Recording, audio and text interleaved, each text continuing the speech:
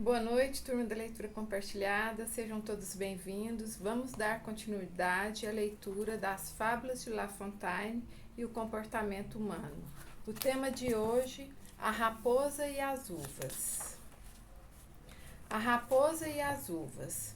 Contam que certa raposa astuta, quase morta de fome, sem eira nem beira, andando à caça da manhã, passou por uma parreira carregada de cachos de uva bem maduros, todos pendentes na grade que oferecia suporte à videira. Mas eles estavam altos demais e a raposa não podia alcançá-los.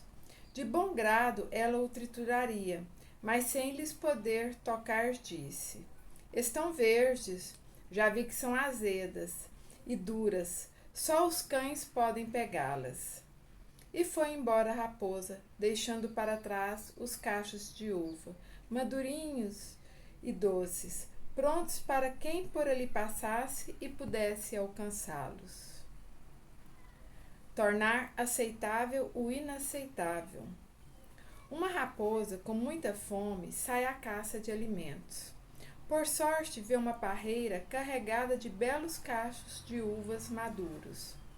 Apressa-se e chega à videira para alcançar as frutas. Todo o impulso interior da raposa está direcionado instintivamente para o ataque repentino. Inicia-se então a movimentação, e depois de várias tentativas, ela não consegue apanhar nem sequer um dos cachos. Reúne-se a fome instintiva, uma estranha e nova sensação.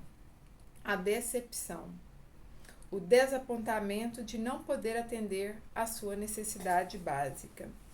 As sucessivas investidas são em vão e uma certa atmosfera de incapacidade começa a infundir-se no seu mundo mental. Nesse determinado momento, a raposa frustrada pensa, reflete sobre o seu fracasso. Ela não quer ser considerada um animal falido ou derrotado. A propósito, uma crise existencial provoca mais danos internos do que uma necessidade biológica não atendida. A princípio, a busca de saciar a fome estava totalmente circunscrita ao, estado físico. Depois, a ocorrência leva a raposa a entrar em contato com um conteúdo agravante e dificultoso que atingirá a sua essencialidade. Antes uma façanha extraordinária, agora uma sensação de desestima e rejeição de si mesma. Que futuro a esperava daí em diante? Ela não podia colocar a razão contradizendo os fatos reais. De agora em diante estava em jogo a incoerência, a falta de nexo ou de lógica em sua casa íntima.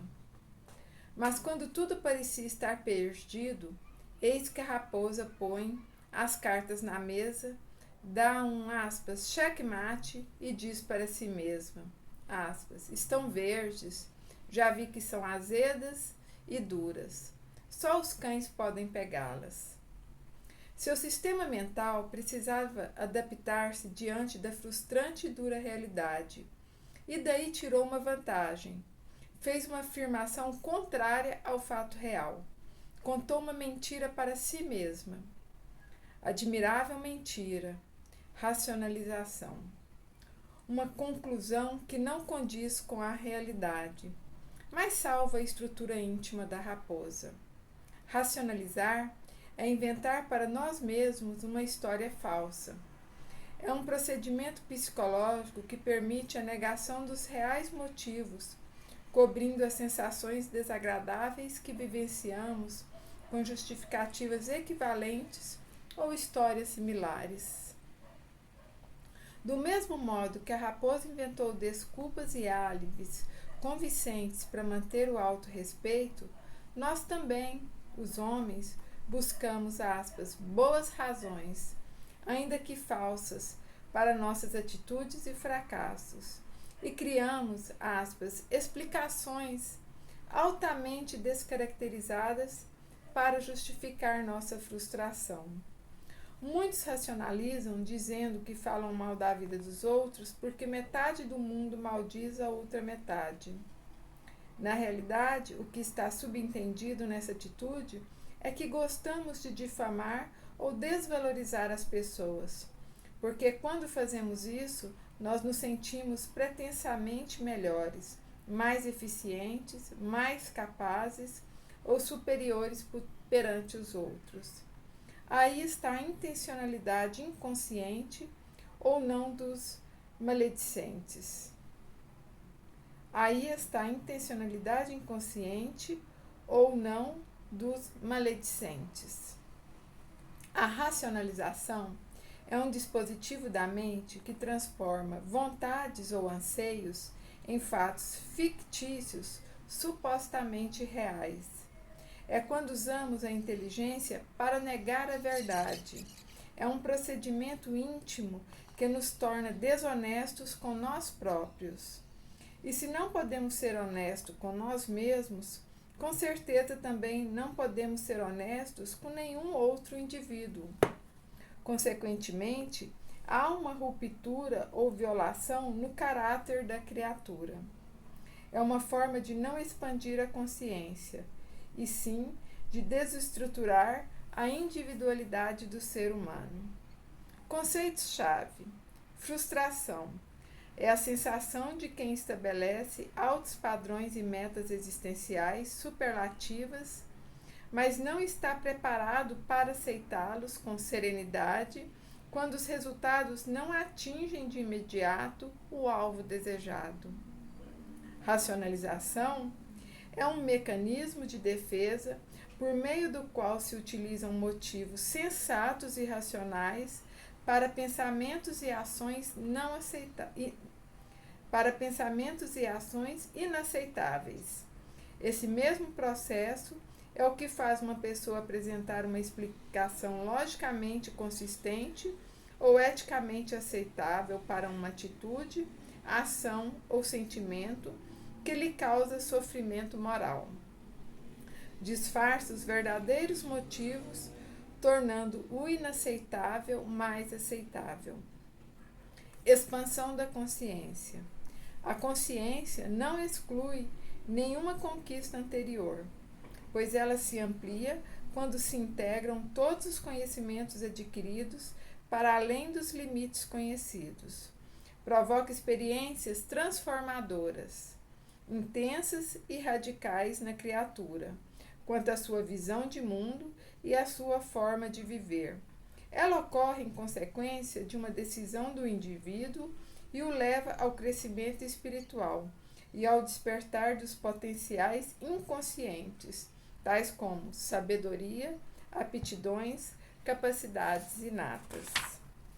Moral da história: um julgamento inadequado pode ser uma forma de objetivar e de compensar nossos fracassos. Objetivar é um processo pelo qual o ser humano experimenta uma alienação de real natureza subjetiva, projetando para fora e construindo uma suposta realidade externa. Uma objetivação pode ser salvadora, como a raposa da fábula dizendo para si mesma, aspas, estão verdes, quando uvas maduras e apetitosas estavam fora de seu alcance. As objetivações são, portanto, formas que permitem ressignificar um fato mediante uma certa afirmação ou conduta que compensa uma frustração.